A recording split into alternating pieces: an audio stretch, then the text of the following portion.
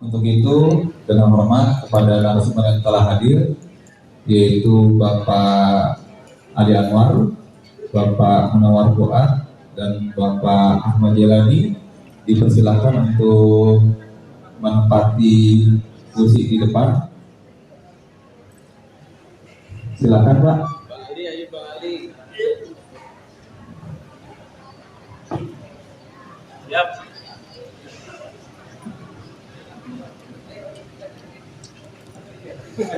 Silakan bersama di depan Pak.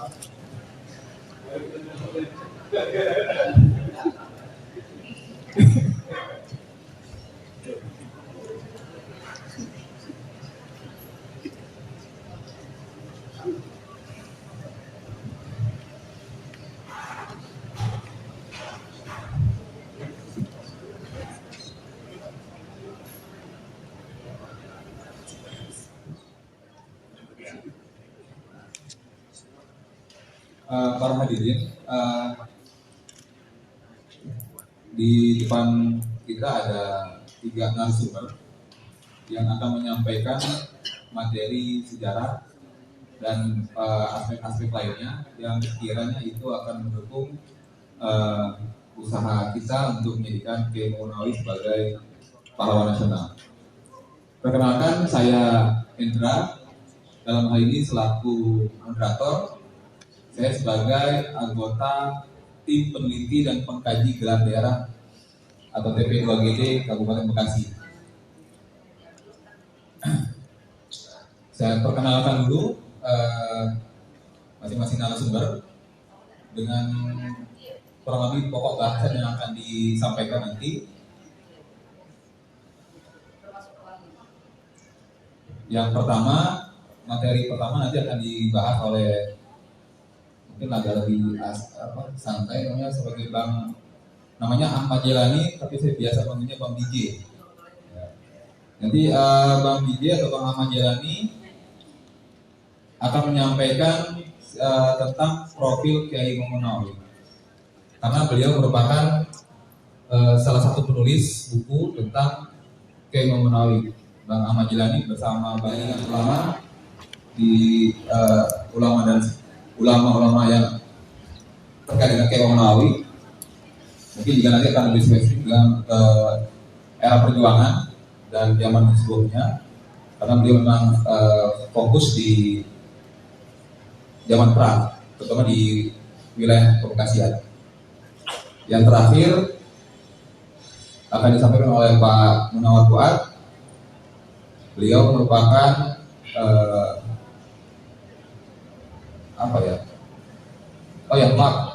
nanti Bang Ali juga akan menyampaikan pengalamannya dia ketika sebagai salah satu orang yang mengusungkan Kiai Haji Nur Ali menjadi pahlawan nasional. Mungkin nanti Bang Ali bisa bercerita dari aspek teknisnya dan sebagainya, pengalaman beliau ketika mengajukan Kiai Haji Nur Ali menjadi pahlawan nasional. Yang berikutnya Bang Munawar Fuad, aktivitasnya banyak banget. Di antaranya yang saya ingat sampai saat sekarang di Presiden University, di kampus, bukunya juga ada banyak, 30-an ya Kang. Luar biasa ini ya, sangat produktif ya kan. Makanya kan wajar kalau menjadi guru besar seorang profesor ya. Nanti Bang Munawar Fuad akan menyampaikan dari aspek sosiologis Kiai Munawi, karena Bang Munawar Fuad ini merupakan tokoh nasional yang berasal dari Cibarusah. Nah ini menarik, tokoh nasional yang dari Cibarusah. Jadi nanti kira-kira beliau akan menceritakan pengalaman-pengalaman dia dari cerita-cerita dari orang tuanya atau cerita dari kerabat-kerabatnya tentang Kiai Munawi itu sendiri. Selain itu juga, kalau Bang Ali tadi dalam konteks Kiai Ali dari konteks teknis penulisan, pengusungan, maka Bang Munawar Fuad ketika dalam pengusungan Kiai Haji Nur Ali sebagai pahlawan nasional, beliau berperan di pusat. Karena waktu itu Bang Munawar Fuad salah satu orang kepercayaannya Presiden Susilo Bambang Yudhoyono. Nah, karena kalau udah nyampe pusat itu adalah keputusan politik. Kalau tidak ada orang politik di pusat, susah untuk dijadikan sebagai pahlawan nasional. Nah, saat itu alhamdulillah Bang Munawar Fuad, tokoh Tibarusa yang menjadi salah satu kepercayaan presiden. Nah, ini sangat luar biasa. Mungkin nanti beliau akan menceritakan pengalamannya saat itu. Nanti kita bisa menyelesaikan atau menyelesaikan kira-kira ini Kiai Nawawi biar menjadi pahlawan nasional apa sih kira-kira yang harus dilakukan. Ya, langsung aja karena waktu yang terbatas, jadi masing-masing narasumber saya kasih waktu sekitar 20 menit untuk menyampaikan pemaparannya. Kurang lebihnya 20 menit, nanti kita akan ada sesi tanya jawab. Kurang lebihnya, saya langsung mulai aja kepada Bang Ahmad Jilani untuk melakukan pemaparannya.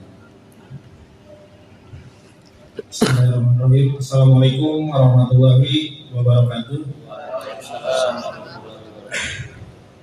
Yang saya hormati Pak Kadinsos dan jajaran, yang saya hormati para orang tua, para guru, para sepuh, Pak Kijama, Pak Kirato, Ketua MUI dan lain sebagainya, dan juga orang tua saya, senior saya, Kang Fuad dan Bang Aliawal.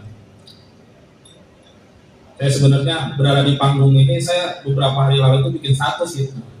Umur saya masih muda tapi sudah berada di satu panggung dengan orang-orang hebat luar biasa. Dan mudah-mudahan saya bisa banyak belajar dari dari beliau semua, para guru-guru.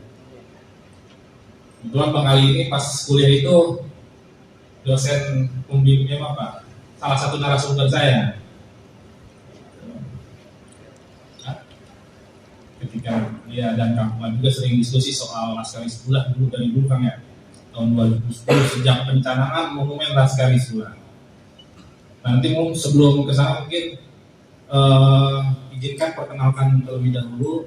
Nama saya Ahmad Jalani, lahir dan besar di Cibarusa dan tinggal di Cibarusa. Saya bersama Pak Andi Sopandi yang pada sesi 1 menjadi moderator itu pada tahun 2017, tahun 2018 itu menulis sebuah buku tentang seorang ulama besar dari Cibarusa, yaitu Kiai Haji Raden Mahmud Nawawi, atau kalau biasa saya menyebut di Cibarusa itu Mama Cibogo atau Mama Kiai Cibogo. Saya tidak punya basic sejarah, akhirnya saya melibatkan Pak Andi tadi yang sebagai seorang sejarawan untuk bersama-sama saya menulis buku gitu. Dan buku yang saya tulis itu adalah buku yang hari ini Bapak Ibu pegang. Nah, pada kesempatan yang luar biasa ini, saya mungkin akan berbicara tentang profil dan riwayat perjuangan Mama Cibogo ini. Karena salah satu fokus seseorang diusulkan menjadi pahlawan itu, sosok yang diusungnya itu setidaknya itu harus punya catatan yang ditebalkan itu satu, yaitu seseorang yang diusung menjadi pahlawan nasional itu adalah orang yang mempunyai dedikasi dan kontribusi secara nasional pula. Nah, sehingga ini penting untuk kita kupas, untuk kita kita bahas, dan mungkin nanti dalam forum ini juga ada masukan gitu, untuk pengusulan tentang basis kontribusi apa yang Kiai Raden Mahmud Nawawi berikan kepada bangsa Indonesia. Bang, di materi Bang.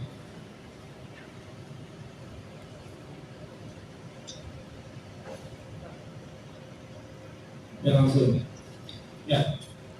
Pertama, untuk menjelaskan tentang sosok Raden Kiai Mahmud Nawawi atau Mama Cibogo, saya coba ingin mengajak Bapak Ibu semua di sini untuk mungkin mengenal istilah Mama dalam literatur sosiologi, dalam literatur sosial kultural masyarakat Sunda. Jadi istilah Mama ini hanya ada di wilayah Sunda atau wilayah diaspora Sunda. Kenapa mama ini menjadi penting untuk kita bahas? Karena mama inilah yang kemudian menjadi kata kunci untuk menjawab tadi bahwa seseorang yang diusulkan itu harus punya kontribusi secara nasional. Nah, dalam literatur Sundaan, mama itu adalah istilah lain dari rama atau artinya itu bapak. Nah, kemudian mama dalam konteks pendidikan Islam, peradaban Islam di Sunda itu adalah mama itu berada pada level posisi yang tinggi. Jadi mama itu secara istilah itu adalah sebuah gelar kehormatan yang diberikan kepada seseorang yang mempunyai pendidikan, yang mempunyai ilmu, yang mempunyai pengetahuan yang sangat tinggi dan menjadi guru para ulama gitu. Nah, disitulah pengertian mama gitu. Jadi tadi kata kuncinya pengertian mama itu adalah satu, itu adalah seseorang ulama yang mempunyai pengetahuan tinggi. Selanjutnya beliau juga menjadi guru dan rujukan para ulama. Makanya di tanah Pasundan ini bisa dihitung ulama yang dapat gelar mama gitu. Kalau gelar kiai ajengan banyak, cuma mama itu bisa dihitung. Nah, mama itu tadi seseorang yang mempunyai pengetahuan dan ilmu tinggi dan menjadi rujukan para ulama, para kiai, para ajengan gitu. Nah, kemudian Cibogo itu adalah tempat kelahiran dari Mama Cibogo, dari Kiai Raden Mamun Nawawi, dan juga tempat Kiai Mamun Nawawi itu meletakkan fondasi dasar perjuangan dan peradaban Islam. Jadi pada saat Pak Kiai Mamun Nawawi ini lahir, dulu kampung Cibogo itu masuk distrik Cibalusa, Kabupaten Bogor gitu. Jadi sebelum tahun 1950 Cibalusa itu masih Bogor. Baru pada saat Kabupaten Bekasi terbentuk tahun 50, Cibalusa wilayahnya itu dibagi dua. Ada yang sebagian masih masuk Kabupaten Bogor dan sebagian lagi itu masuk ke dalam Kabupaten Bekasi. Nah, selanjutnya kalau riwayat pendidikan mungkin Bapak Ibu semua sudah tahu ya bahwa Pak Kiai Mamun Nawawi itu mempunyai banyak guru, mempunyai orang tua. Pertama itu pada saat belajar itu beliau itu belajar pertama itu selama 7 tahun itu lama di pesantren di Mama Sempur di Pleret, Purwakarta. Nah, dari situlah Pak Kiai Mamun Nawawi ini juga mulai belajar menimba ilmu, membangun jaringan, sampai kemudian kecerdasannya itu dituangkan dalam hafalan Quran, dalam hafalan hadis, termasuk dalam proses mulai penulisan, pengarangan dan penukilan kitab-kitab. Terus selanjutnya beliau juga pergi ke Mekah dan menimba ilmu di Mekah itu lebih dari 13 ahli tafsir, ahli hadis, termasuk salah satu gurunya itu adalah Sayyid Ali Al-Maliki, atau ada beberapa lagi termasuk adalah Mama Mukhtar Al-Bogori. Pada saat Kiai Mamun Nawawi ini belajar di Mekah, di sinilah titik awal persahabatan, pertemanan dengan Kiai Nur Ali itu dimulai. Pada saat Kiai Mamun Nawawi itu sudah menyelesaikan studinya di Mekah, pada saat akan pulang, di saat itu juga pada pas itu Kiai Nur Ali itu baru sampai ke Mekah untuk studi gitu. Nah, disitulah titik awal persahabatan dimulai. Nah, selanjutnya saya ingin berbicara langsung soal terkait rekam jejak perjuangan apa yang dikontribusikan, yang didedikasikan Pak Kiai Raden Mamun Nawawi ini kepada bangsa Indonesia. Kebetulan saya juga masuk di tim peneliti dan pengkaji gelar daerah Kabupaten Bekasi. Kita di dalam tim ini sudah bersepakat setidaknya ada 2 hal mendasar alasan kenapa kita mengusung Kiai Mamun Nawawi ini menjadi pahlawan nasional. Satu adalah kontribusi beliau, rekam jejak beliau di bidang pendidikan. Yang kedua adalah rekam jejak beliau di bidang perjuangan. Di bidang pendidikan, setidaknya ada 3 catatan yang menjadikan Kiai Imam Nawawi ini mempunyai kontribusi besar, bukan hanya di Cibalusa, bukan hanya di Cibogo, tapi kemudian pengaruh keilmuannya itu menyebar ke wilayah Jakarta, Banten, sampai ke daerah diaspora masyarakat Sunda seperti di Lampung dan sebagian Jawa Tengah bagian barat. Kiai Imam Nawawi merupakan seorang pendidik tulen.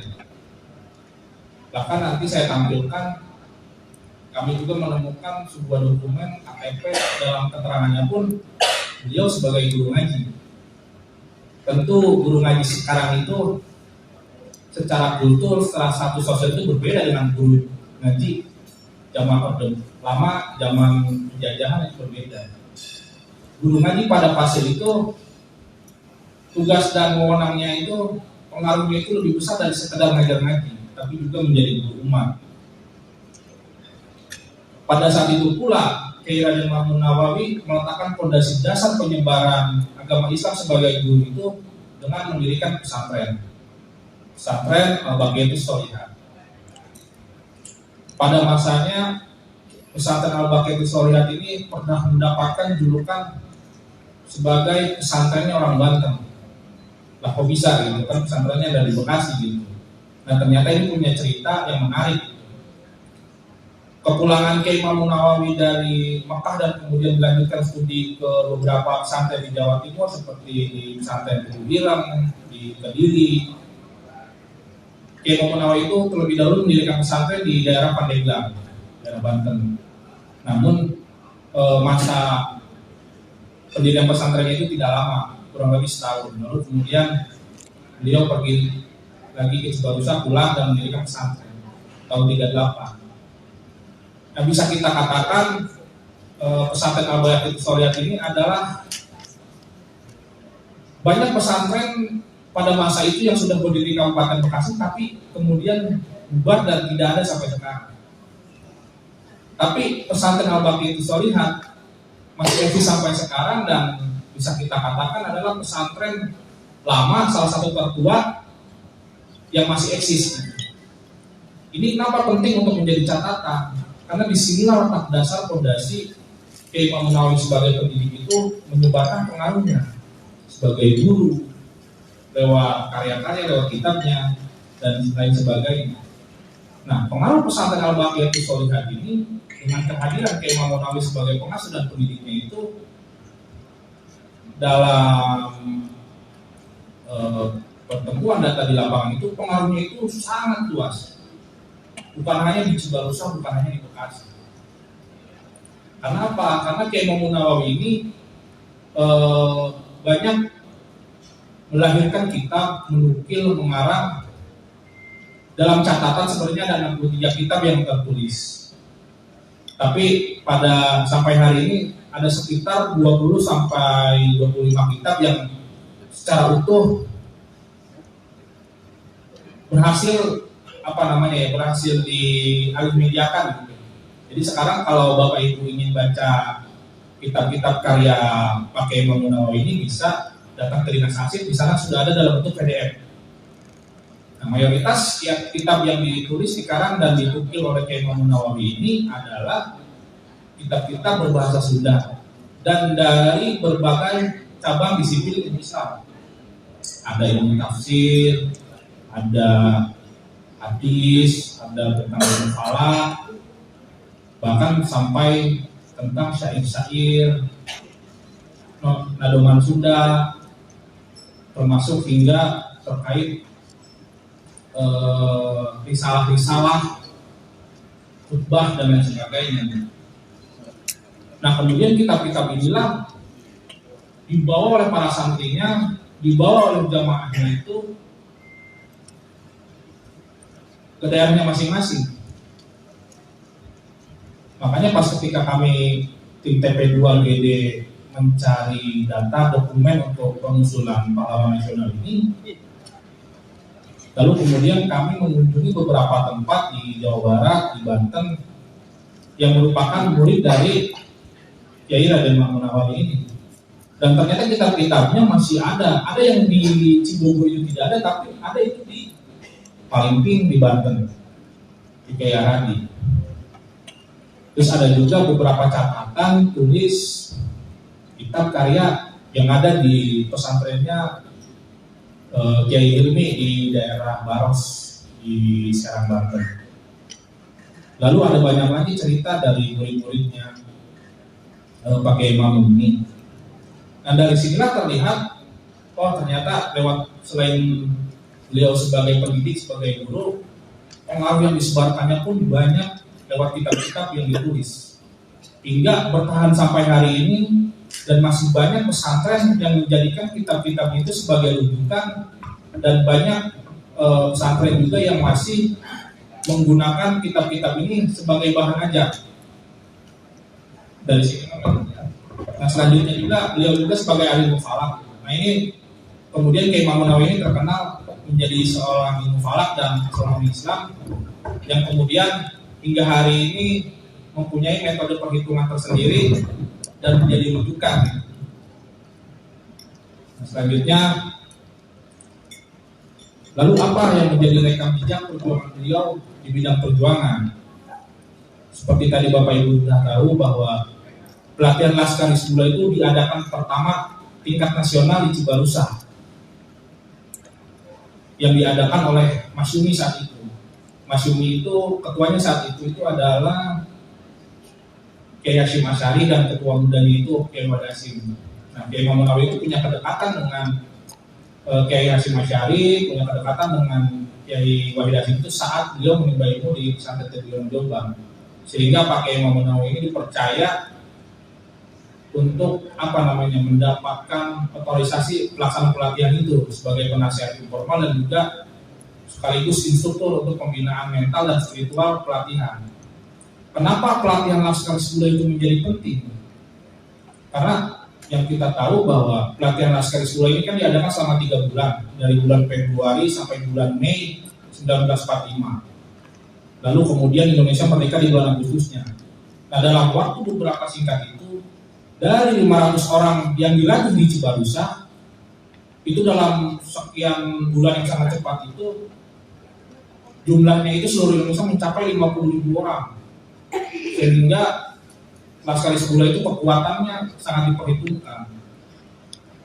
Nah dari situlah kemudian Indonesia bergejolak, muncullah sebuah fatwa dari Kiai Hasyim Asy'ari yang menyebutkan bahwa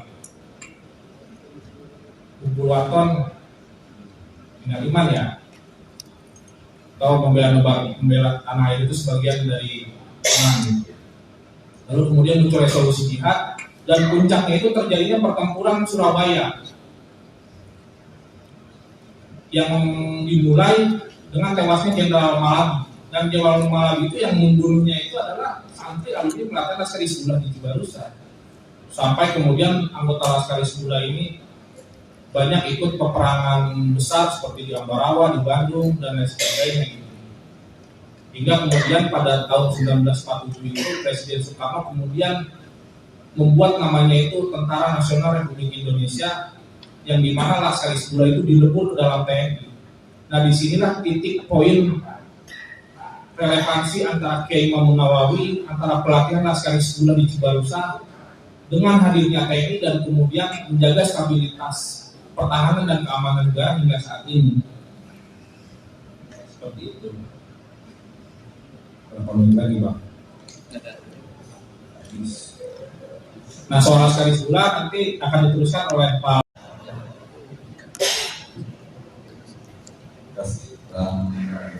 Jalani.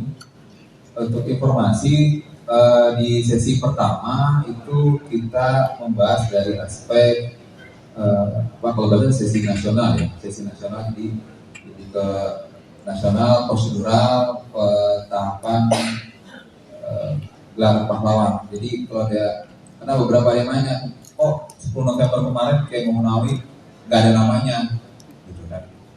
Karena prosedurnya itu cukup panjang, tadi sudah disampaikan oleh beberapa narasumber sebelumnya.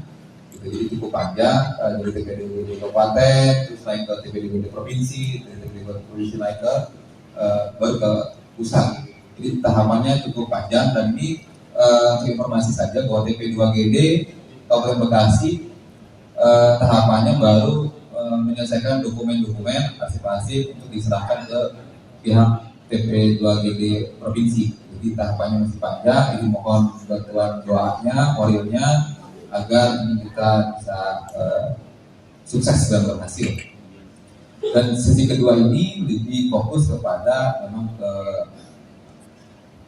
ke profil Kiai Muhammad Nawawi itu sendiri. Jadi kalau yang awal itu ada gambaran umum, tahapan-tahapannya dan tokoh-tokoh yang lain. Yang kedua ini kita fokus ke Kiai Muhammad Nawawi dan sekitarnya, daerah perjuangannya maupun kebekasiannya. Selanjutnya ke Bang Ali Anwar, silakan waktunya. Terima kasih. Assalamualaikum warahmatullahi wabarakatuh. Waalaikumsalam warahmatullahi wabarakatuh.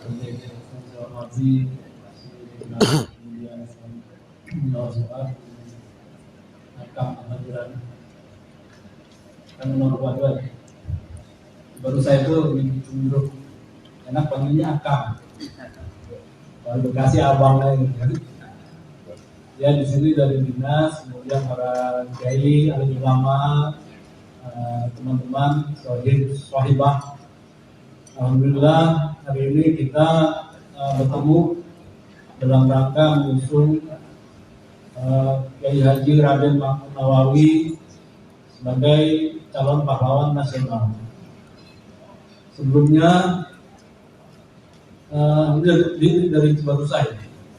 Cibarusah itu artinya masuk kalau di Kabupaten Bekasi itu ada di selatan Kabupaten Bekasi.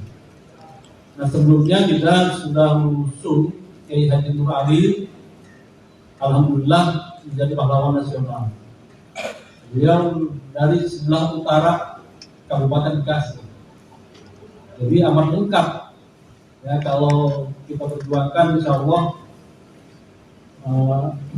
Kiai Muhammad Nawawi menjadi pahlawan nasional. Seperti halnya dulu waktu saya menulis biografi Kiai Haji Nawawi, ada satu pertanyaan menggelitik saya sebelum saya menulis. Kenapa orang kampung tinggalnya di ujung Malang lagi? Kalau kita lihat di peta, itu kampung itu hanya setitik, kecil sekali. Sekelilingnya itu lebih banyak persawahan dan rawa-rawa. Itu untuk yang Nur. Walaupun memang lebih cenderung dekat ke stasiun Bekasi dan juga ke Jakarta. Tapi pada saat itu daerah Malang, daerah memang agak jauh lah dari perkotaan. Untuk sampai ke stasiun Bekasi harus jalan kaki, harus lewat pematang sawah. Nah, hal serupa saya lihat dari Kiai Haji Raden Mahmud Nawawi. Ini Cibarusah ini jauh dari mana-mana, jauh dari Bekasi, jauh dari Bogor, jauh dari Purwakarta. Jadi posisi dia tuh ada di lokasi yang serba jauh. Tapi mengapa Cibarusah itu menjadi magnet? Ini nanti akan berkaitan dengan figur Kiai Muhammad Nawawi. Ya setelah saya lihat sejarah atau mungkin jejak-jejak transportasi dan jalan raya di daerah Cibarusah itu, moda transportasi maupun telekomunikasinya itu sebetulnya masuk dalam kategori modern Cibarusah itu. Kenapa?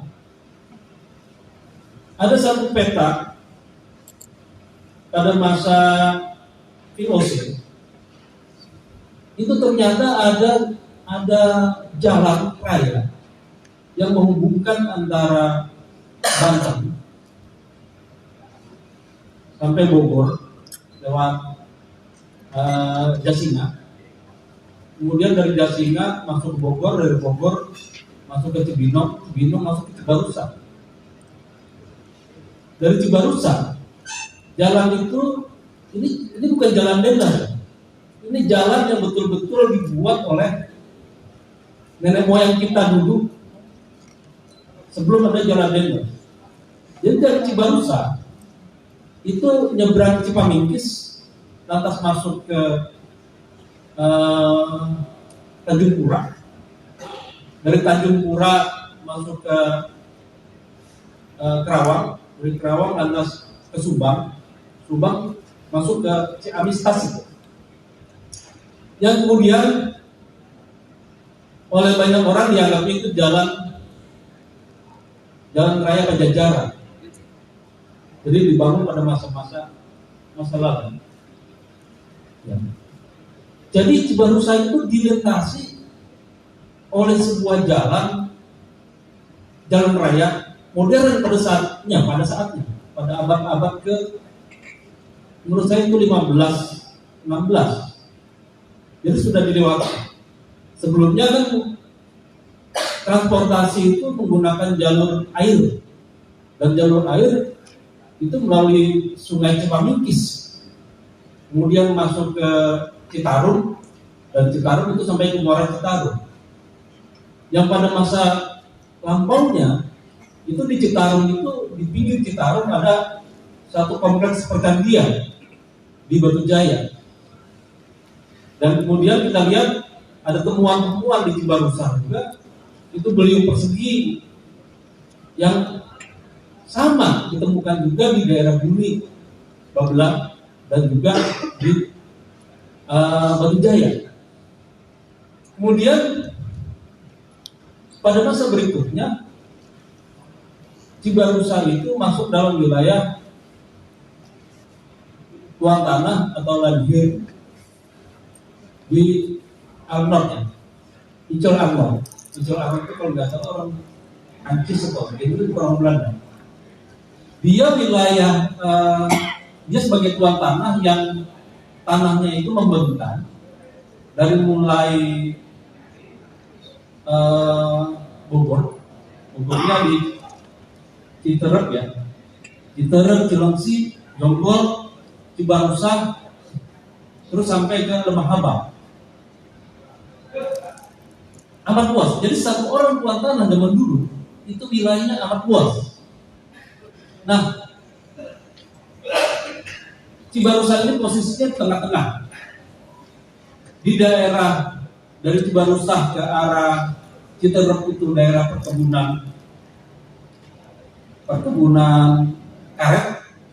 Sementara dari Cibarusah sampai ke Lemah Habang itu lebih cenderung persawahan. Nah, komunikasi pada saat itu sudah otomatis karena ada tuan tanah, maka komunikasinya sudah modern juga. Sudah ada telepon. Telepon masuk ke Bekasi itu pada akhir abad ke-19 setelah terjadi pemberontakan tahun 1869. Baru di Bekasi masuk telepon dan telegram pada saat itu. Nah, karena ini dikuasai oleh tuan tanah, maka otomatis itu ada alat komunikasi itu. Terus juga ada lori. Lori itu kereta ukuran kecil untuk mengangkut hasil bumi dari Cibarusah, dan Jonggol sampai ke Lemah Habang. Ini semua alat komunikasi dan transportasi ini mengilhami anak-anak kecil, anak-anak muda, anak kecil, sehingga mereka punya cita-cita besar. Jadi ternyata dimanapun juga kalau kita nulis geografi, itu ternyata nggak lepas dari cita-cita seorang anak. Nah, seorang anak itu pada masa kecilnya itu rata-rata bercita-cita sesuai dengan apa yang dia lihat. Jadi kalau pada saat itu transportasi di mana bisa menghubungkan antar kota dan antar wilayah yang lain, maka dia berimajinasi untuk bercita-cita. Jadi kalau Kiai Ma'mun Nawawi pada saat itu tinggal di sebuah kampung, melihat lori itu pasti akan berjalan jauh, dan disitulah ada imajinasi. Itu seperti halnya dulu waktu saya sebagai wartawan Tempo di Bekasi, saya main-main di Barusan. Tanpa sengaja saya main ke rumahnya karena yang saya merupakan di Babakan.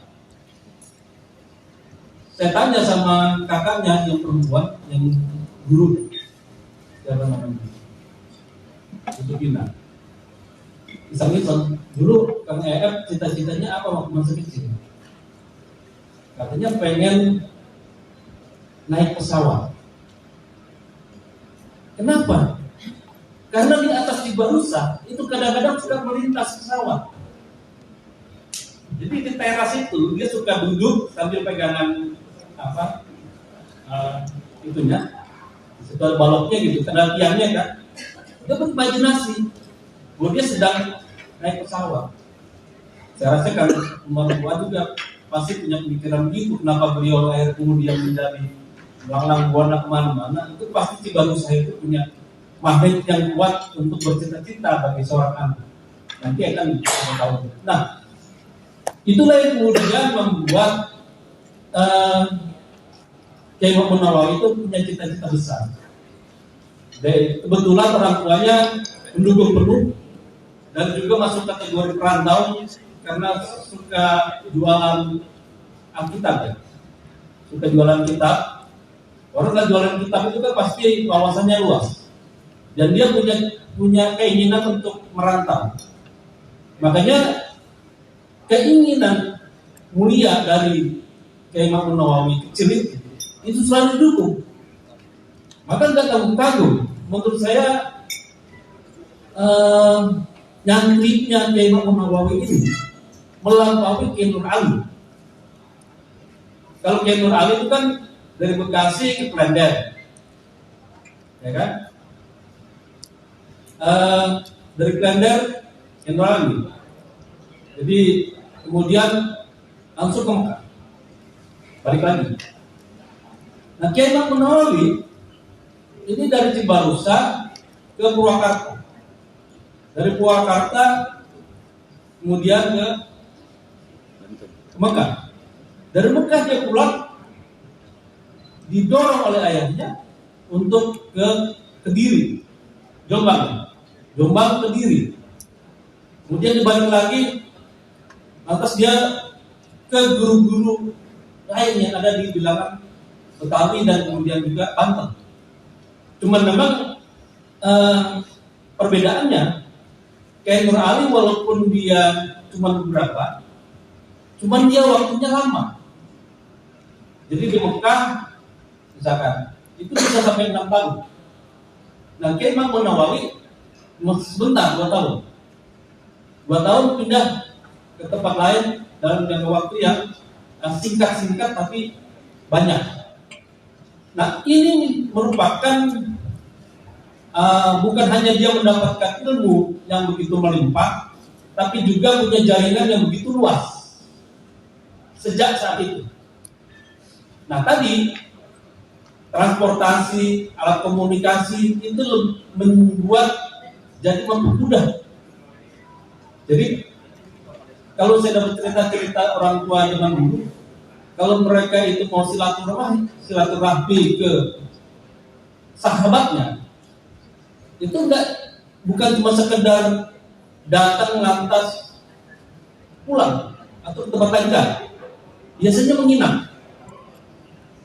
Nah, pada saat menginap itulah terjadi dialog, terjadi komunikasi yang begitu intensif, bisa mengetahui bagaimana kondisi politik lokal, juga kondisi ekonomi dan lain-lain. Sehingga mereka itu menjadi ulama yang juga sekaligus kaum pergerakan untuk memerdekakan Indonesia. Jadi walaupun di tingkat-tingkat lokal, kesadaran politik bagi ulama-ulama, bagi guru-guru kita pada saat itu sudah tertanam betul. Mereka bukan sekedar datang begitu, tapi juga menyerap ilmu-ilmu yang ada di sana. Nah, berikutnya adalah kaitan tadi bahwa Tibarusa ini menjadi tempat pelatihan Hizbullah. Hizbullah itu tadi sudah diceritakan. Kiai Nur Ali saja menjadi salah seorang instruktur untuk pelatihan tentu bagian mentalnya. Dan saya dapat informasi juga Kiai Imam Nawawi begitu. Ini amat memungkinkan karena Kiai Imam Nawawi adalah satu-satunya ulama yang besar pada saat itu di bangsa. Jadi, secara kebetulan juga pemerintah Hindia Belanda waktu itu kan sudah terdesak. Sebentar lagi itu tentara sekutu akan menyerang Indonesia. Maka satu-satunya jalan supaya bisa langgeng kekuasaan pemerintah militer Jepang itu adalah merangkul umat Islam. Nah, salah satunya tadi Majelis Islam A'la Indonesia yang di dalamnya semua organisasi Islam yang ada di Indonesia yang kemudian tergabung dalam Masumi itu. Dari mulai NU-nya, Muhammadiyah, Persis dan lain-lain ada di situ. Nah, ini logikanya kalau di situ pemerintah pendudukan Jepang itu membangun Laskar Hizbullah, itu berarti dia harus mendekati ulamanya. Nah, ulama terdekat waktu itu adalah Imam Nawawi. Nah, kalau data itu masih belum lengkap, asumsi ini harus dilengkapi. Nah, jaringan-jaringan itu juga jaringan Imam Nawawi itu luas. Dan satu hal lagi, Imam Nawawi ini bikin kitab. Kiai Nur Ali tidak punya kitab. Dia punya nama besar, dia berjuang pada masa revolusi, membesarkan, memperkuat masyarakat, sehingga beliau menjadi tokoh ulama, militer, dan juga politik. Tapi Kiai Imam Nawawi, dia punya kitab. Itu seperti halnya Kiai Haji Muhajirin. Kiai Muhajirin itu punya kitab. Jadi kalau kita mau mengangkat seseorang untuk jadi pahlawan nasional, kita harus ambil angle yang paling kuat. Apakah Kiai Imam Nawawi punya peran besar pada saat pembentukan Hizbullah? Kalau tidak begitu kuat, jangan dari situnya. Kalau beliau kuat dari unsur kitabnya, dan kitabnya itu mempengaruhi masyarakat secara luas, itu yang kita perkuat. Makanya mungkin nanti biografinya itu akan harus direvisi, di mana harus memasukkan unsur-unsur kitab-kitab Kiai Imam Nawawi. Apa saja kita kupas itu. Setelah kita kupas, kita dan pengaruhnya sampai kemana? Kalau itu pengaruhnya sampai tingkat nasional, dia bisa kita usulkan sebagai pahlawan nasional. Tapi kalau pengaruhnya cuma hanya sampai tingkat lokal, itu agak merepotkan. Berat kita untuk mengusulkan itu. Saya jadi teringat, ini berkaitan dengan kitab dan pemikiran. Ada teman saya mau membuat biografinya Cak Nur Halis Majid ya, cendekiawan Muslim. Beliau bingungan. Dia mau nulis biografi Cak Nur, tapi cuma sedikit. Dia nggak bisa menulisnya dalam wujud yang panjang, karena riwayat hidup Cak Nur itu ya gitu saja. Itu saya bilang ya salah ente kalau nulis biografi Cak Nur itu dari sisi pergerakan. Karena dia bukan orang pergerakan yang begitu kuat. Tapi kalau dari sisi pemikiran, ya gitu. Maka ente bedah pemikiran Cak Nur melalui tulisan-tulisannya. Maka ente akan membuat sebuah biografi Cak Nur lebih dari 1000 halaman. Nah, disitulah baru saya nggak tahu dalam berikutnya. Yang jelas saya kasih saran seperti ini. Ini sama juga dengan Kiai Mahmud Nawawi. Kalau memang beliau itu punya kitab dan itu original, dia sendiri yang membuat, tentu ada referensi-referensi yang dia dapatkan selama dia berguru dengan banyak guru, banyak guru juga. Itu kita bedah, kita terjemahkan, kita bedah. Bila perlu kalau misalnya di situ ada tanggal kapan dia berbicara tentang sesuatu hal. Dan kalau dia kekuatannya adalah ilmu falak, kita perkuat ilmu falak ini. Dan bagaimana pengaruhnya? Dan terakhir dari buku ini saya melihat bahwa ternyata memang jaringan Kiai Mahmud Nawawi ini amat luas. Baik itu beliau keluar, ya, baik itu dia ke Jakarta, ke Banten, kemudian sampai ke Jawa Timur, teman-temannya, sahabat-sahabatnya, gurunya, itu dia sambangi. Tapi ada juga yang datang sahabat-sahabatnya ke Cibogo, ke Cibarusa. Nah itu bisa sampai gitu. Kiai Nur Ali juga, ya, karena mereka dua orang ini bersahabat sejak masa Belanda, sejak bermukim di Mekah, ya otomatis komunikasi itu terjadi terus. Bahkan waktu meninggalnya pun Kiai Mahmud Nawawi yang menyolatkan adalah salah satunya Kiai Nur Ali. Dan di sini ada pesantrennya Al-Baqiyatus Sholihah. Di pesantren At-Taqwa itu ada pesantren putri, namanya Al-Baqiyatus Sholihah. Ini bagaimana hubungannya begitu erat antara dua sahabat ini. Ini harus diangkat. Itu sisi-sisi itu, hubungan-hubungan itu perlu dipertegas. Dan misalkan bagi contoh pada masa revolusi di Jakarta, Bung Karno dan Bung Hatta berbicara dengan tokoh-tokoh di Jabodetabek. Intinya adalah mau membuat Samudra Merah Putih di Cilengsi. Cilengsi itu kan masuk wilayah Cibarusa. Disebutkan di situ tokoh-tokoh. Memang tidak ada nama Kiai Mahmud Nawawi. Tapi belakangan saya dapat semacam salinan yang menyatakan di situ ada tokoh-tokoh Kiai Nur Ali, kemudian Kiai Mahmud Nawawi dan lain-lain. Nah, tapi itu harus diteliti ulang.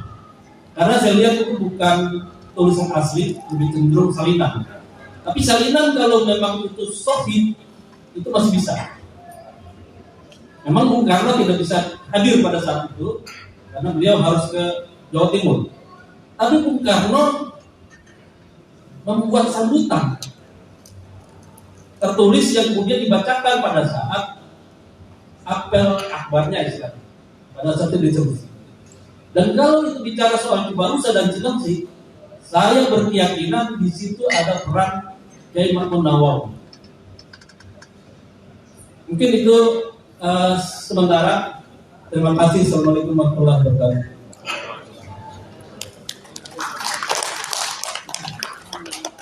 Ya, selanjutnya, terima kasih ke Kang Alenor. Selanjutnya ke komentari berikutnya Pak Menawar formnya sudah disiapkan kepada Pak Menawar di Persib.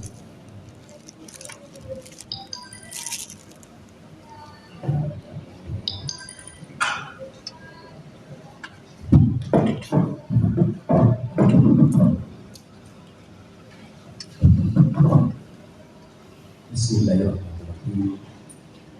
Assalamualaikum warahmatullahi wabarakatuh. Wassalamualaikum karim sallallahu alaihi wasallam wa ala alihi wa sahbihi ajma'in. Rabbi fadli wa yassir Al-Mukarramun, para masyayikh, para kiai, ajaran ulama, guru kita yang saya muliakan, CNU, PNI, BNI, dan para tokoh wabil khusus. Ini suatu Idul Hajat ini sebenarnya. Kiai Haji Jamaluddin Nawawi dan juga pemangku hajat besarnya ini dari Pemda Kabupaten Bekasi. Alhamdulillah Pak Kabang Kesra nongkrongin kita. Biasanya absen ciri kalau yang datangnya sampai akhir ditambahin. Demikian juga dari para rekan ASN yang ada di Pemda, di dinas sosial yang saya hormati, Kak Indra, dan kami, Mbak Anwar. Itulah saya di Bang Ali, guru kita dalam kesejarahan. Saya sangat percaya beliau, dan juga ini ada regenerasi berikutnya ada juga. Dan mohon maaf, ya, saya sebut satu persatu untuk kepanjangan. Salam silaturahim, al-mukarramun semua. Saya sangat berterima kasih, meskipun agak 2 hari yang lalu karena di Jampang diminta kesini. Ini kaitannya sama sesepuh kita, jadi subhanallah, alhamdulillah kita bisa kembali di sini. Saya dapat waktu juga agak lama, makanya dari mulai tadi malam kami kumpul dengan para kiai sepuh di tempat Pak Ade saya, Hal Kiai Haji Muhammad Iskandar Reski, kiai-kiai dari PNU, kiai sepuh pada hadir sampai malam. Kemudian ya saya sempat tidur sebentar, jam 3 bangun, saya buka file, terus saya kumpulin nih kan.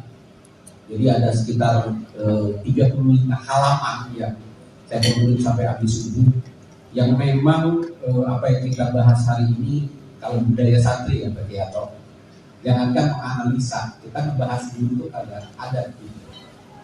Kita sambil nawatona aja gitu. Tapi karena ini ada hal hajat yang menyangkut tentang marwah, girah, dan kepentingan bersama untuk bersama-sama mengusung bagaimana Kiai Haji Ma'mun Nawawi ini, yang oleh ayah saya sebagai salah satu murid angkatan di awal bersama saudara-saudara tuanya Pak Kiai Jamal, Kiai Ma'mun Hashim, maupun Kiai Salahuddin, merupakan cerita-cerita bertutur keseharian ya Bang Ali ya, bagi kami warga Cibarusah, karena saya lahir, tumbuh, berkembang, dan sebenarnya saya nggak pernah tinggal di Bekasi juga tadi Bang Indra. Jadi saya nggak terasa udah 28 tahun ngedosen jadi guru, dan nggak pernah berhenti ya. Kita udah punya nomor seri di kementerian. Sejak pertama kali di Unisma saya ketemu Bocah Bekasi, kok pinter juga itu kemarin di Unisma ini, aktif sekali alhamdulillah.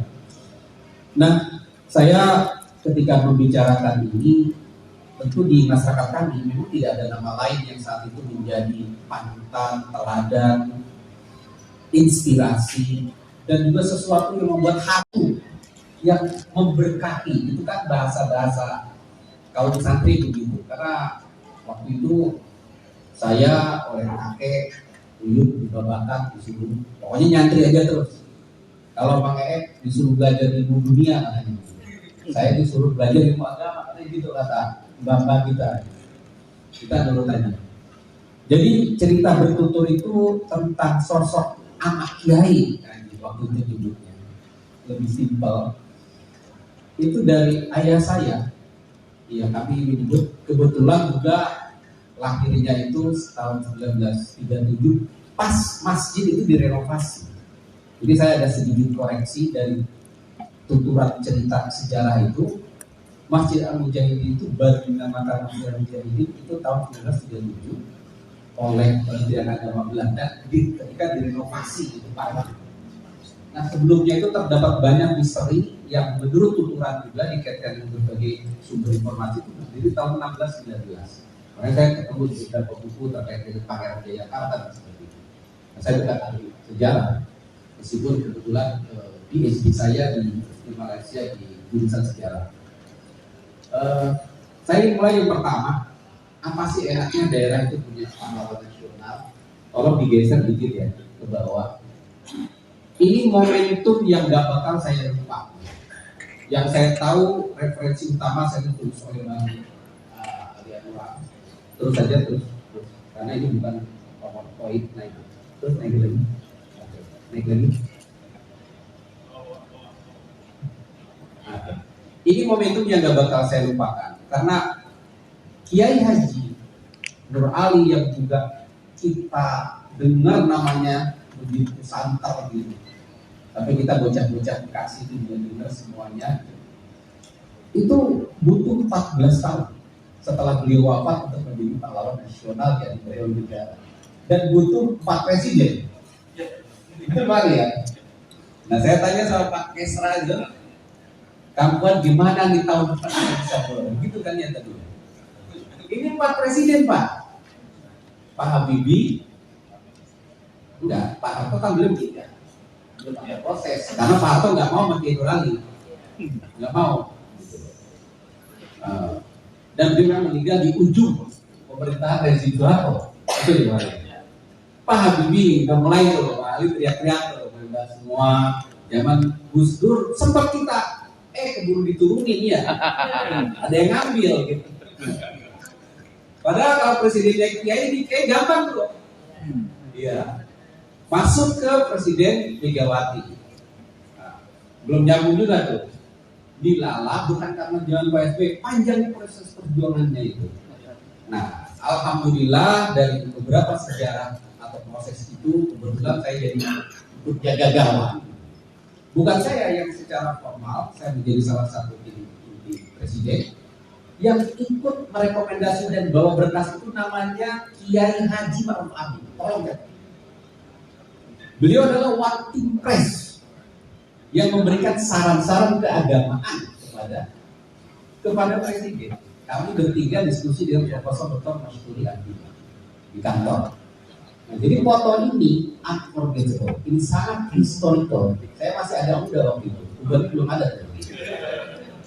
Nah, itu di istana juga sambut dan saya sekali jadi luar biasa kebanggaan, luar biasa. Nah begitu bulan ayah saya, ya Pak Kiai Nom itu cerita. Nah kita kan punya guru kita, itu udah jadi semacam viral lah di zaman pembicaraan. Lalu mulai itu, tapi sangat-sangat sulit sekali dalam satu periode kita mengajukan hal-hal seperti itu. Nah itu dari sisi prosesnya. Kemudian itu terbersih dan gak pernah lupa dari benak saya. Saya selalu komunikasi dengan keluarga Mama Kiai, khususnya dengan Pak Kiai Salahuddin, karena Pak Kiai Jamal masih mengikuti jejak ayahnya, ke Kediri, ke Jombang, kemana. Dan lama banget nempuhnya, gedenya kapan gitu. Karena ini adik kelas saya, beda 1 digit lah gitu ya Pak Kiai Jamal. Saya ke Jakarta, beliau nanti saya bersyukur kita tunggu-tunggu gitu Pak. Alhamdulillah beliau kembali ke tempat yang sangat ditunggu. Dan itu bagian dari pilihan Allah juga. Di antara zuriyah itu yang mana itu hanya Allah yang tahu aliran-alirannya ke sana. Nah begitu beliau pulang, kita ada rencana itu. Saya tahun 1987 kan, saya memberanikan diri ke Jombang. Saya pamit untuk melanjutkan sekolah ke pesantren di sana. Tapi saya nggak lama, karena kiriman uangnya kagak datang. Ibu saya guru, bapak saya guru kayak gitu. Hal yang paling menggembirakan tahun itu, ini cerita lisan. Pimpinan pesantren Jombang itu Kiai Haji Yusuf Hashim. Saya ketemu Cak Amin Said di situ, MAI Najib di situ. Ditanya dari mana Cibarusah, subhanallah. Mereka sangat dekat mengenal Cibarusah dan sosok Kiai Imam Nawawi. Itu sesuatu yang lebih fasih diceritakan tentang wasfat bismillah, tentang fatwa Hadratul Syekh Yasin Asy'ari yang disebutkan tadi. Sebenarnya fatwanya intinya adalah setiap umat Islam wajib fardu ain untuk berjihad menumpahkan jiwa raganya dalam membela kemerdekaan. Baru muncul kumpul waton di dalam iman, baru muncul lagu yang dikarang oleh Kiai Hasbullah yang Allah. Saya terus terang paling gak berani nulis buku tentang kiai, tadi ada adab, Pak. Tapi satu waktu, saya lompat dikit, tahun 95 saya pertama kali naik pesawat. Iya, sebagai wakil sekjen GMI Ansor, Orbes NU ke NTB. Nah, setelah itu saya ketemu keluarga Kiai Haji Ahmad Siddiq Jember. Dalam perkembangannya, kemudian saya berikan banyak dokumen asli pemikiran tentang kenapa NU menerima Pancasila. Dokumentasi ya, itu saya akan dapat emas luar biasa. Lalu saya diberikan mandat oleh keluarganya untuk menuliskan buku sejarah pemikiran Kiai Ahmad Siddiq berjudul Menghidupkan Ruh Pemikiran Kiai Ahmad Siddiq, dan sudah dicetak lebih dari 27 Pak di Gramedia. Iya, bayang nggak royaltinya? Saya royaltinya sudah aneh diberikan kepada keluarga. Itu penulisnya menawarkan. Iya. Jadi pulang dari Jombang, meskipun saya nggak lulus, balik lagi melanjutin kalian di Cibubur. Kenapa diterima? Karena ya setia yang diawali Madrasah Sanawiyah itu setelah Kiai Imam Nawawi al-Maghfurullah al-Mujahid fisabilillah mendirikan pesantren, kemudian mendirikan Madrasah Sanawiyah. Saya masih nyimpen juga dokumen aslinya, saya tulis di sini ada. Silakan di scroll. Di situ ada nama bapak saya, salah satu murid yang mendapatkan amanah. Nah, cerita-cerita itu terangkai yang membantu. Jadi saya itu Pak Kiai Jamal heran juga, belum pernah ada kalau di MU itu jabatan atau amanah setingkat Sekretaris Jenderal Pemuda Ansor Banser dari Imam Jawa Barat ini. Rata-rata Jawa Timur, Jawa Tengah, Jogja gitu.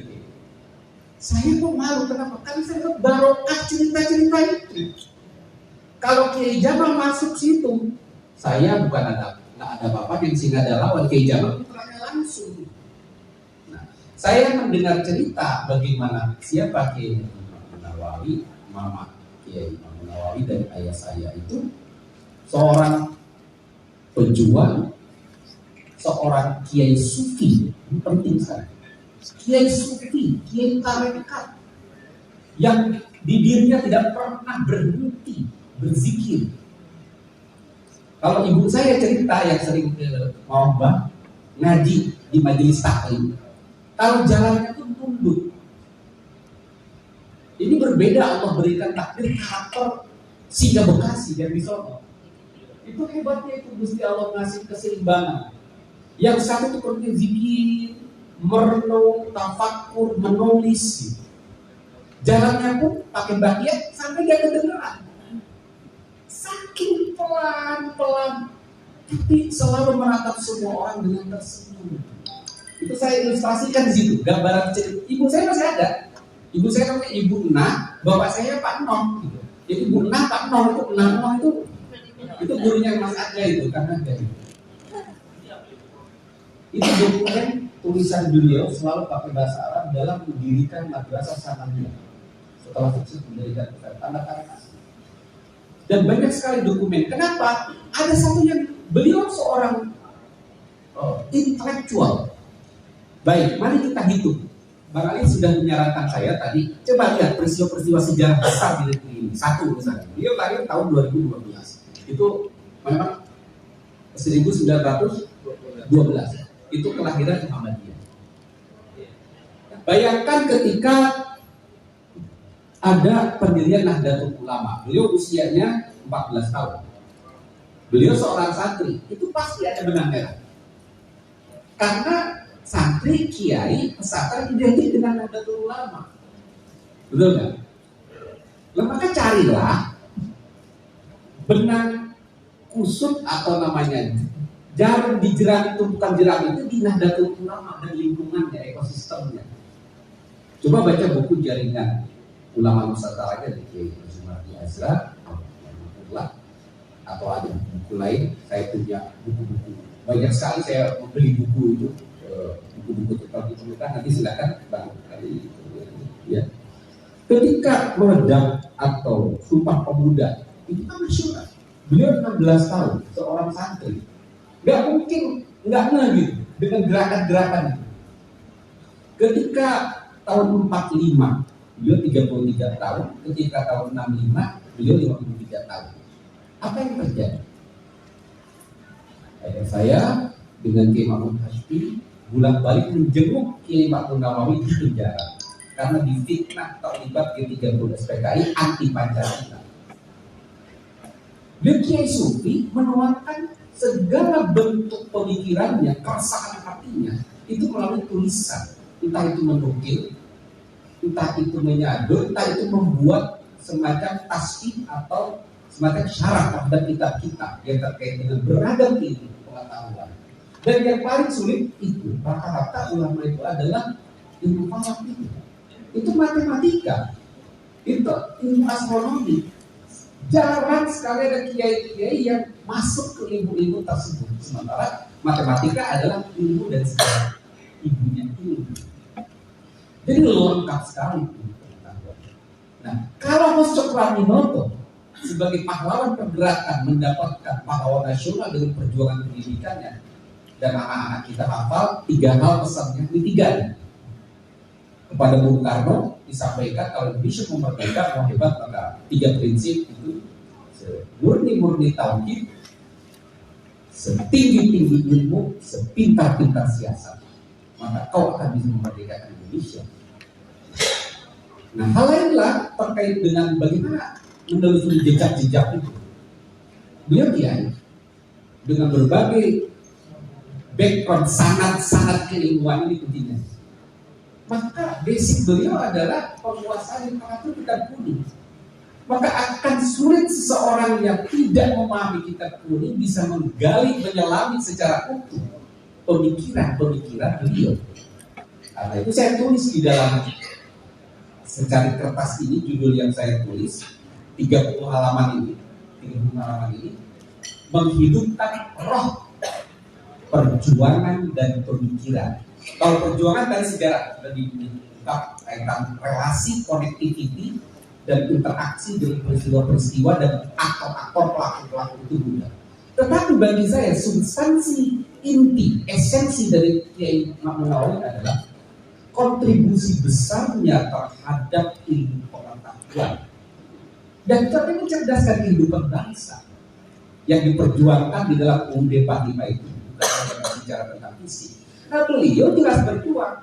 Kalau tadi Kak Jelani nulis sebulan 2 bulan, Bang Ali nulis berapa? Saya ada kutipan buku saya itu tentang sejarah kiai, saya tulis itu 7 tahun. Saya nulis 7 tahun, saya wawancara dengan 50 kiai utama se-Indonesia tentang peran politik kiai. Dan salah satu halaman itu menyebut tentang Cibarusa dan sejarah. Alhamdulillah ada 14 tahun. Alhamdulillah buku itu diberikan endorsement dan pengantar oleh Kiai Ma'ruf Amin, oleh Pak Mahfud MD, oleh Fadli Zon, oleh Dr. Wahid, oleh ahli sejarah dari Universitas Malaya. Itu 7 tahun saya bikin. Jadi saya kenapa selama ini tidak pernah mengangkat Kiai Ma'mun Nawawi? Saya belum kuat karena menulis seorang kiai itu bukan hanya bicara tentang mata, tapi juga mata hati dan juga spiritualitas, istiqoroh. Saya pantas tidak itu. Jadi itu saya kira dialami oleh banyak orang terkait itu. Karena itu tolong di kesimpulan saja. Nah, ini buku saya yang 7 tahun yang diberikan endorsement oleh beberapa pihak. Sebenarnya sudah bisa dibagikan, diturunin lagi, dinaikin ya, scroll. Naikin aja, terus nanti turun ke bawah. Kesimpulan saya apa setelah saya bertafakur, merenung, kemudian mencari connectivity dan lain-lain, cepat aja langsung ke bawah, nanti kita, nah ini endorsement. Nah ini Prof. Ahmad Siddiq itu buku yang utama menceritakan tentang Tubarusa, tentang ini sangat penting. Saya kira ini primary literature, ini narasumber ada. Terus yang di bawah itu lebih awal lagi ketika saya jadi Sekjen Ansor, saya 17 tahun di Ansor Pusat. Ini kelompok paramiliter. Ini Elkis di Jogja didiskusikan panjang juga begini. Jadi kalau Bang Ali ngelihat 10 buku saya kasih, mungkin beliau bisa langsung melihat merangkai lebih detail. Tolong di halaman terakhir, karena saya diingatkan tadi halaman terakhir. Kesimpulan, ada kesimpulan saya, bukan kesimpulan, ringkasan atau ikhtisar gitu. Ya, saya bisa baca di sini. Sudah ya, sebentar. Saya membacakan poinnya, karena yang diminta poinnya nanti. Ini dari sekian yang paling susah bikin kesimpulan, Pak. Dan rekomendasi apa yang kita inginkan? Yang pertama, ya, nah, untuk menunjukkan dedikasi bersama, maka saya bersama Kiai Jamal waktu itu menghadap Kiai Ma'ruf Amin di kantor Wakimpres di istana pakai seragam. Dokumennya lengkap, termasuk rekaman pengarahannya tentang ada tokoh bernama Kiai Mahmud Nawawi selain Kiai Nur Ali, ada jejak sejarah Masjid Al-Mujahidin dan Masjid Al-Baqiyatu Sholihat, ada pesantrennya, ada interrelasi jejaring hubungan Kiai Mahmud Nawawi dengan kiai-kiai dan pesantren-pesantren yang pernah beliau belajar. Ada kitab-kitab yang ditulis yang ini memang harus dibedah satu persatu. Bikin lagi halakoh, Pak. Satu-satu dibedah, Pak. Karena orang menulis itu ada kontekstualisasinya. Kalau bahasa hadis itu ada asbabul urud, dia kenapa menulis itu? Ada suasana kebatinannya. Makanya alhamdulillah kemudian waktu itu ya udah kita bangun masjid dulu. Maka upaya membangun Masjid Al-Mujahidin itu sebenarnya dimulai di istana presiden, kemudian bersama-sama dengan berbagai pihak kita bangun dengan warga lingkungan berbakat. Dan saya sudah mendapatkan endorsement rekomendasi dari PBNU, dari MUI, DMI, Pemprov Jawa Barat. Artinya dalam rangka mengusung cita-cita bersama itu tidak semasif ini. Karena ini belum mendapatkan respon dari pemerintah daerah Kabupaten Bekasi ya, barangkali ya. Belum ya, masih sendiri saja kita, belum ada. Saya bacakan sedikit saja poin-poinnya, mohon waktu. Pamungkas nih ya. Jadi sosok dan tokoh Kiai Haji Hadi Momoy adalah amat kiai yang terlahir tumbuh berkembang di tengah masa penjajahan. Perang kemerdekaan hingga memasuki proklamasi kemerdekaan dan masa mempertahankan kedaulatan NKRI pasca kemerdekaan. Itu konteksnya. Pada masa yang panjang dan berliku sejak menjadi santri muda, jiwa keislamannya yang dibangun dari semangat menuntut ilmu agama dan berbagai ilmu pengetahuan lainnya berpadu dengan jiwa patriotisme. Pak, zaman sekarang ini kita itu susah nulis, Pak. Zaman itu zaman berseliweran peluru, zaman nggak ada listrik, zaman nggak ada internet, kok bisa nulis? Kok itu sesuatu yang luar biasa. Bahkan semangat keilmuannya sudah mengglobal sampai ke Timur Tengah, ke Mekah Al-Mukarramah.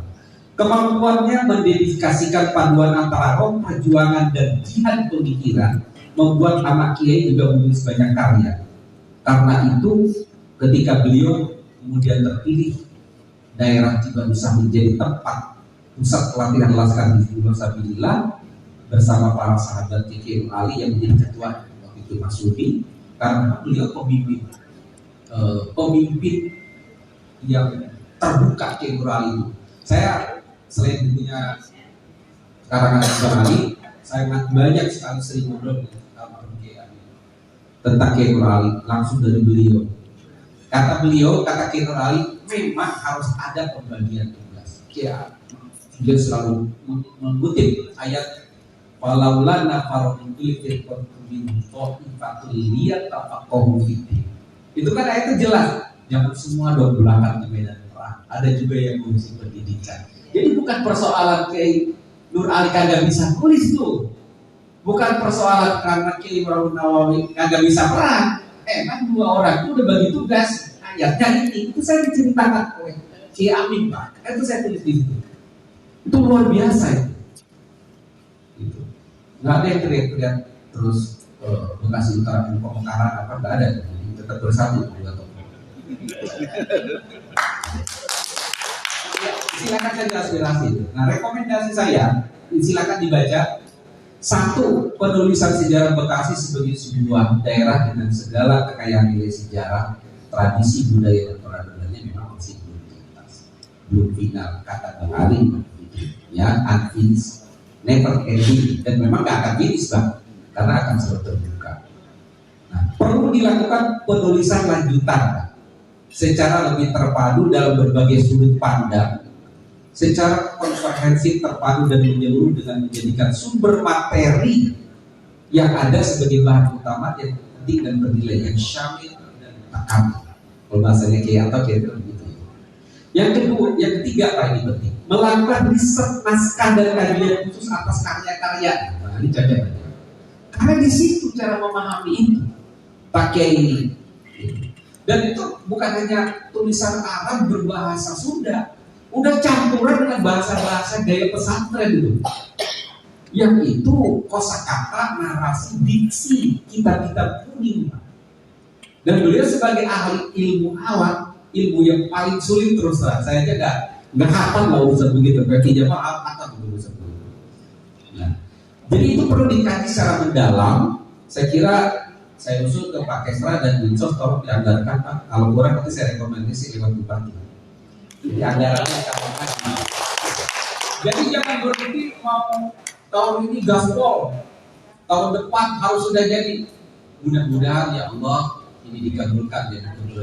Kalau belum, terus anggarannya agak tingkatin lagi berlipat ganda gitu. Lebih ragam pekerjaan aparat sejarawan. Kemudian Pak, perlu menyertakan metode analisis ini penting sekali. Yang mutakhir saat ini yang kita kenal dengan algoritma.